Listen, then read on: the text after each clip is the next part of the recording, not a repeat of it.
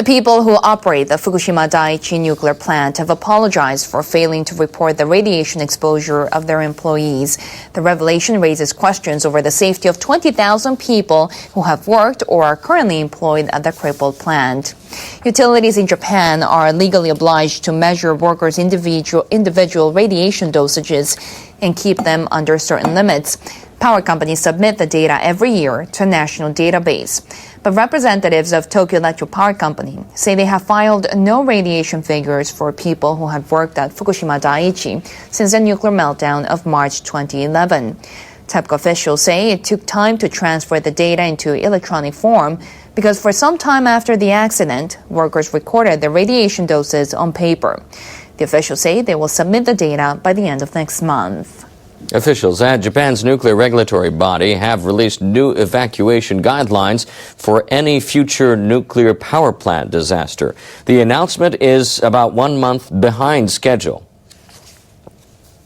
The Nuclear Regulation Authority says residents within 5 kilometers of a disaster-stricken nuclear plant must evacuate before the release of radioactive substances.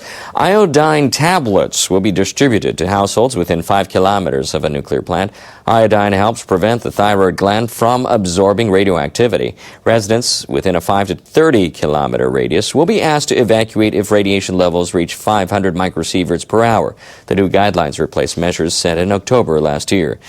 In compiling their review, officials spent more than 2 weeks from the end of last month gathering over 3,000 opinions from the public on what to include in the new guidelines. Among the opinions, some people said iodine tablets should be distributed over a wider area. Others called for lowering the radiation level requiring evacuation.